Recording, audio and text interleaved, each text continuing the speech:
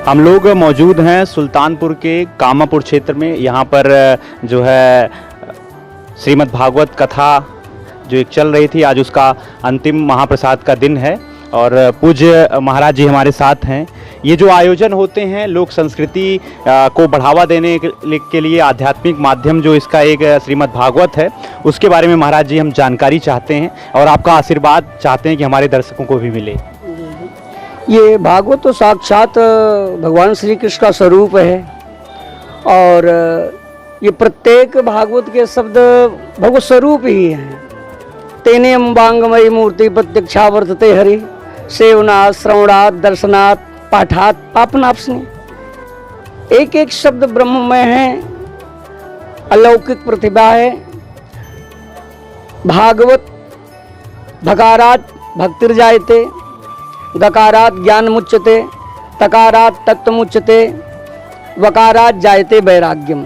तो भागवत जो है भक्ति ज्ञान वैराग और जो साक्षात तत्व को प्राप्त करा देता है, जो मानव का लक्ष्य है। कृष्ण प्राप्ति परम श्रेय, जीव का लक्ष्य ही जीव से तत्व जिज्ञासा, जीव की जिज्ञासा ही उस तत्व की प्राप्ति है और यही लेकर के उद्देश्य आता ही है। और भागवत अज्ञान को नष्ट करने का एक दीप है, श्रीमद् भागवतारणवम। और इसमें साक्षात भगवान दीप के रूप में अज्ञान को नष्ट करने के लिए आए हैं। भागवत मुक्त शास्त्र है, सनातन धर्म है, वैष्णव धर्म है।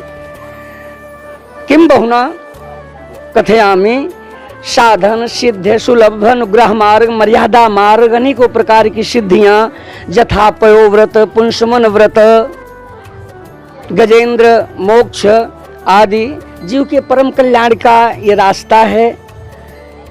भागवत का आश्रय लेने से संसार की कोई ऐसी वस्तु नहीं है कि जो जीव को उपलब्ध न हो। स्वयं भगवान ने ही भागवत में कहा है कि सकाम हो निष्काम हो, जो मेरी शरण में आता है तो मेरी कृपा से मद्धामपि कथांति यदि वांछति, यदि वो चाहता है तो मेरे धाम को भी प्राप्त कर सकता है। और भागवत साक्षात भगवान के स्वरूप के साथ साथ भक्तों का पुराण है। भगवता ही में भागवताः, भक्ता नाम पुराणम भागवत पुराणम, भक्ता के भागवताः अभागवता है भक्ता, तो भक्ता नाम पुराणम भागवत पुराणम ये तत्कथ्यते। तो भागवत साक्षात भगवान के स्वरूप के साथ साथ जीव को ज्ञान वैराग्य तत्व की प्राप्ति और माया के समस्त बंधन से मुक्त करने वाला शास्त्र है। दारिद्र दुख ज्वरदाहितानाम माया पिचासी परमर्दितानाम संसार सिंधौ परपातितानाम क्षेमाय वै भागवतम प्रगर्जति। ये जीव को विपन्नता से मुक्त कर देता है, अनेकानेक संकटों से मुक्त कर देता है। परम कल्याण के लिए भागवत शास्त्र गरज रहा है। किम बहुना कथयाम श्रीमद् भागवत श्रवणे नैव मुक्ति करतले स्थितः। श्रीमद् भागवत श्रवण से मुक्ति हथेली में आ जाती है, मुट्ठी में आ जाती है। ये मुक्ति शास्त्र है। भागवत की महिमा कितनी भी गाई जाए वो कम ही है। और ये विषय गुह्यम विशुद्धम दुर्बोध्यम, बड़ा गुह्य है, विशुद्ध है, दुर्बोध्य है। और भागवत को जान जाना भगवान को प्राप्त कर लेना है। यम ज्ञात्वा अमृतम अश्नुते, इस तत्व के जानने के बाद परमात्मा की साक्षात कृष्णोपलब्धते, साक्षात भगवान श्री कृष्ण की प्राप्ति हो जाती है। इत्येवलम पर्याप्त है। बहुत बहुत धन्यवाद महाराज जी, आपका सादर प्रणाम।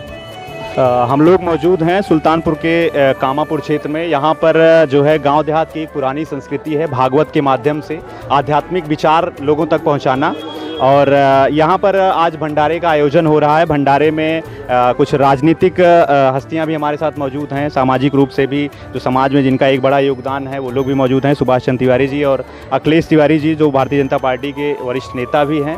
और सबसे पहले तो हम जानना चाहेंगे सर कि इस प्रकार का जो आयोजन होता है उस आयोजन का समाज को क्या संदेश रहता है? इसमें समरसता होती है। हमेशा जो भागवत भागवत कथा जो होती है, इसमें चारों धाम करने के बाद आदमी जो है उसके बाद में भागवत सुनते हैं, और भागवत सुनने के बाद जो है ये भंडारा किया जाता है, जिसमें समाज के सभी वर्ग के लोग एक साथ जुट होकर के एक साथ आकर के प्रसाद ग्रहण करते हैं। और प्रसाद ग्रहण करने जो लोग प्रसाद ग्रहण करते हैं उनका जीवन धन्य धन्य होता है। हम ये बात कहते हैं कि कथा एक संदेश देती है, सर्वे भवन्तु सुखिनः, सर्वे सन्तु निरामया, सर्वे भद्राणि पश्यन्तु मां कश्चित् दुःख भाग् भूयात्। जो भी श्रीमद् भागवत कथा का जो है पान करते हैं, जो सुनते हैं, उनके माध्यम से जो लोग श्रोता के रूप में ग्रहण करते हैं, उनके जीवन में जो है बहुत खुशहाली आती है, बहुत प्रसन्नता आती है। और ये शुक्ला परिवार यहाँ पर जो है ये श्रीमद् भागवत कथा का 7 दिन का कार्यक्रम, जिसमें आपने देखा होगा गोकर्ण और धुंधकारी जैसे राक्षस भी जो है उतर जाते हैं भागवत कथा सुनने से। और भागवत जो है हमारे जीवन का सार है। जो आदमी भागवत को नहीं जाना वो कुछ नहीं जाना। रामायण जिस प्रकार से हमारे जीवन को जो है जीने की कला सिखाती है, जीने के लिए जो है हमको मार्ग प्रशस्त करती है, उसी तरह से ये भी है। कहा गया है कि भगवान शंकर ने माता सती को जो है कथा सुनाई थी। उन्होंने कहा था कि जो है कि ये कथा जो है बहुत गूढ़ है, और इस कथा को अगर आप सुनती हैं तो आप अमर हो जाते हैं। और वही कारण है कि अमर कथा जो है सुखदेव भगवान जी भी सुने थे, और वही अमर कथा को सबको बांट रहे हैं। जो भी अमर कथा को सुनता है उसका जीवन धन्य धन्य होता है। और हर व्यक्ति को जो है समाज में समरसता लाने के लिए, एकता लाने के लिए, अखंडता लाने के लिए ये बहुत ही अच्छी चीज़ है। हर वर्ग के लोग, हर समाज के लोग इससे जुड़ते हैं। और भागवत हमारे जीवन को जो है जीने का एक संदेश देती है। इसमें जो भी लोग गलत रास्ते पर रहते हैं उनको नेक रास्ते पर लाया जाता है। और जो अपने माता पिता से, और सबसे बड़ी सेवा तो माता पिता की सेवा है। जो लोग अपने माता पिता की सेवा करते हैं वो ही सबसे बड़े कहे जाते हैं। कहा गया है अभिवादन शीलस्य नित्यम वृद्धोपसेविनः चतुर्वारितस्य वर्धन्ते आयुर्विद्या यशो बलम।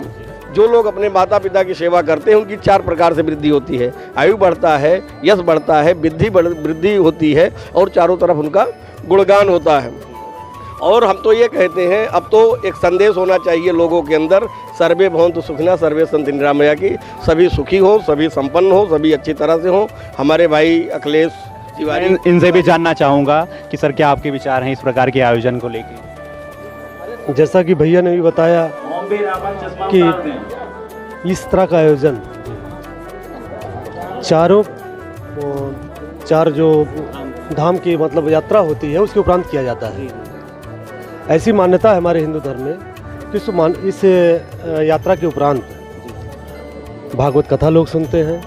इसको गांव में भातों का भात है, तो इस तरह से जो है इस तरह के कार्यक्रम करने के उपरांत हम एक समरसता भोज का आयोजन करते हैं, जिससे एक माना गया है कि इस आयोजन से पुण्य की प्राप्ति होती है।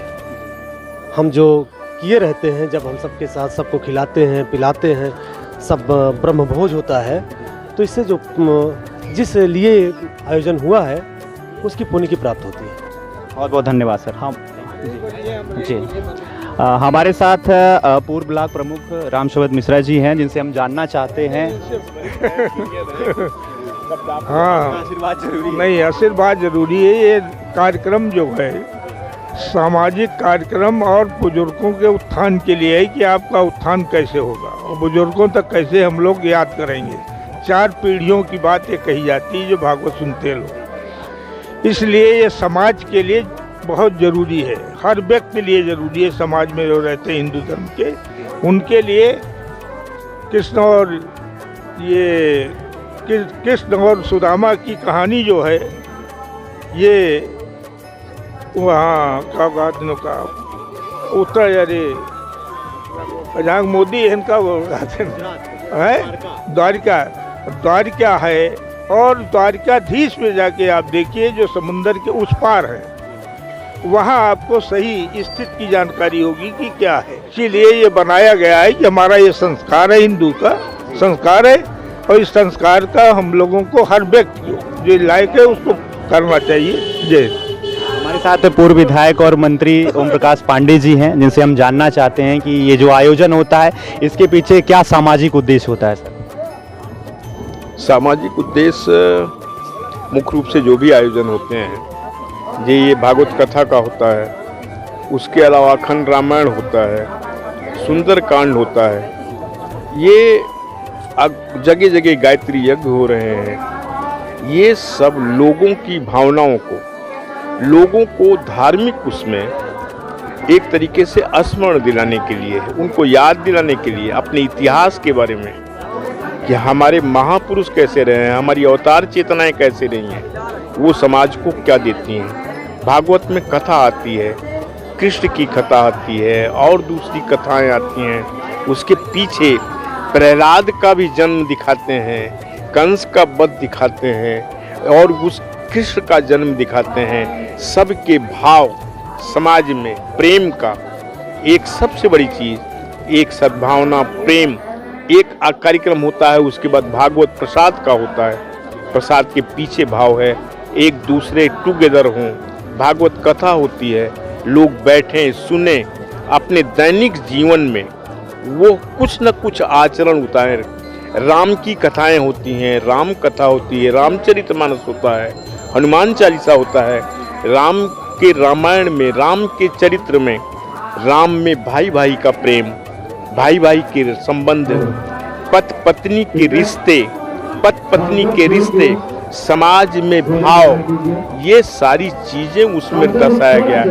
वो सेवक की वृत्ति, एक भक्ति का, वही हनुमान जी जो राम के प्रति हनुमान की शक्ति को जब जागृत किया गया, बताया गया आपकी क्या शक्ति है, तो हनुमान के लिए और उनकी घटना आती है। उनकी घटना आती है जब सीता जी से हनुमान जी ने पूछा कि ये सिंदूर क्यों लगाती हैं, सिंदूर क्यों लगाती हैं महिलाएं, तो उन्होंने कहा है, उन्होंने सीता जी ने कहा कि जिससे उनका पति दीर्घजीवी हो, एक वो जो है ऐसी हो। तो उन्होंने कहा हमारे भगवान वो सदैव जो है दीर्घजीवी हों, ऐसे हों, उसने पूरे शरीर में लगा लिया। तो ये भाव क्या है? भाव है समर्पण का, भक्ति का, श्रद्धा का। एक उन्होंने भाई का प्रेम, भाई का भरत को सत्ता उनको मिली, राजगद्दी मिली, लेकिन उन्होंने कहा ना, ठीक है, जो माता पिता का आदर्श, माता पिता के आदर्श, उनके आदेश कि तुम्हें बन जाना है, बन गए। वहाँ केवट का स्नेह, उसका अपना है, वो सेवरी के बेर, ये सारी चीजें ये समाज में उदाहरण प्रस्तुत करती हैं। ये कथाएं जो भी हैं वो मात्र इसलिए नहीं हैं कि एक कान से सुने दूसरे कान से निकाल दें, वो इसलिए है कि भाई भाई का जो प्रेम है उसका अपने दैनिक जीवन में अनुसरण करें। देवर का भाभी का जो संबंध है उसके बारे में भी बताया है। लक्ष्मण जी से पूछा गया, उन्होंने कहा मैंने तो केवल पैर देखे हैं, राम वो अपने सीता के केवल मैंने पैरों को देखा है, उनके चेहरों को मैंने नहीं देखा है। वो भाव, सामाजिक प्रेम, वो उस समय को इसलिए मर्यादा कहलाए, मर्यादा पुरुषोत्तम भगवान श्री राम कहलाए। वो स्थितियां थीं। उन पर एक वनवास, जहाँ वन से लौट के आते हैं, रावण का वध करके आते हैं, सीता को भी जो है शंका की दृष्टि से वो धोबी कहता है, वो आदर्श के लिए, समाज के लिए उन्होंने सीता का भी परित्याग कर दिया। तो ये सब भाव, ये सब समाज को प्रेरणा देते हैं। ये थोड़े थोड़े दिनों में जो ये जगह जगह कार्यक्रम होते हैं, लोगों को कि अपने को याद रखो, अपने परिवार को याद रखो, अपनी आदतों में इन महापुरुषों के जीवन को उतारो, इन सब चीज़ों का चित्रण दिया गया है। मैं समझता हूँ यही सब भाव है, लोगों को इसको उतारना चाहिए अपने जीवन में, तब ये कथाएं, ये कार्यक्रम तब सफल माने जाएंगे। हजारों लोग कथा सुने और उसमें से कोई भी अपने जीवन में ना उतारे तो उद्देश्य पूरा नहीं होगा। बहुत धन्यवाद सर। हमारे साथ कार्यक्रम के आयोजक के रूप में डॉक्टर राधेश्याम शुक्ला जी हैं, जिनसे मैं जानना चाहूँगा कि ये जो आयोजन होता है, काफ़ी सालों से ये आयोजन चल रहा है, इसके पीछे क्या उद्देश्य है? आयोजन की जहाँ तक बात है तो मैं पहले एक श्लोक के द्वारा जो है इस भागवत के बारे में बताऊंगा कि निगम कल्पतरोर्गलितं फलं सुखमुखादमृत द्रव संयुतं पिबतु भागवतं रसमालयं मुहुरहो रसिका भुवि भावुकाः। ये श्लोक जो है श्रीमद् भागवत का निचोड़ है। ये जितने शास्त्र हैं, निगम मतलब जितने शास्त्र हैं, शास्त्रों का ये एक कल्पतरु, जो कल्पतरु होता है ना, वो मनोवांछित फल देने वाला होता है। तो ये उस प्रकार का कल्पतरु है जो इसको सुनता है, इसकी कथा को। और ये सुख मुखाद अमृत, सुखदेव महाराज के मुख से निकला है, ये अमृत स्वरूप है, ठीक है ना। और पिबत भाव, हे मनुष्य तुम भागवत के रस का पान करो, पिबत भागवतम रसमालयम मुहुरहो रसिका भुवि भावुकाः। जीवन अपना धन्य करना है तो भागवत के रस का अनपान करो और जीवन आपका धन्य हो जाएगा। ये आपकी भागवत की बात हुई, पर इसमें एक दूसरी चीज़ है जो आप, उद्देश्य क्या है इसका। उद्देश्य पहले जो हमारे वेद लिखे गए तो लिखे ही नहीं गए, वो खाली उनका जो है ऋषियों ने अवतरण किया अपने मन में, अपने मन मस्तिष्क में अवतरण किया और अवतरण करके अपने शिष्य को बनाया, ठीक है ना। तो तब इसीलिए उनको श्रुति कहा गया। श्रुति माने सुन करके। तो जो श्रुति परंपरा की शुरुआत हुई, तो जो लाखों वर्ष से हमारी संस्कृति है, इसी श्रुति परंपरा के कारण यहाँ तक पहुँची है। अब इसमें बात आती है कि शास्त्रों की बात आती है, शास्त्र कठिन, मतलब जैसे जैसे शिक्षा का वो होता गया वैसे वैसे जो है वो शास्त्र कठिन लगने लगे। आज भी लोग कहते हैं संस्कृत नहीं जानते इसलिए हम नहीं जानते, और ये वास्तविकता है। सभी ब्राह्मण अपना कर्म भूल गए क्योंकि उन्होंने शिक्षा लिया ही नहीं है, संस्कृत को पढ़ा नहीं है। तो उसकी शिक्षा ठीक है, हमें जैसे परंपरागत रूप से प्राप्त हो रही है और एक लोक रीति बन जाती है। लोक परंपरा जो है वो लोक परंपरा संस्कृति की वाहक होती है।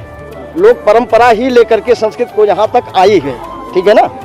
तो ये जो भागवत की कथा है, अब जितनी सरल भाषा में कही जाती है, इसी के आधार पर जो जनमानस संस्कृत नहीं जानता, शास्त्र को नहीं पढ़ता है, उनको भी भागवत की कथा, महाभारत की कथा, रामायण की कथा केवल सुन करके इन लोक परंपराओं के कारण जो है आज तक जीवित है ये, तो उसका यही सब वो है, उद्देश्य नहीं, उसका माध्यम यही सब है। इस कथा का आयोजन, रामचरितमानस के पाठ का आयोजन, जितनी भी हैं, इसके अलावा भी जैसे जागरण करते हैं लोग, हमारी परंपराएं जो लोग संस्कृत नहीं पढ़ते, शास्त्र नहीं पढ़ते, उन तक पहुंच रही हैं इन्हीं परंपराओं के माध्यम, लोक परंपराओं के। तमाम लोग गीत लोग गाते हैं, उनमें भागवत के विषय को ले लेंगे, संचार का एक माध्यम है ये भी।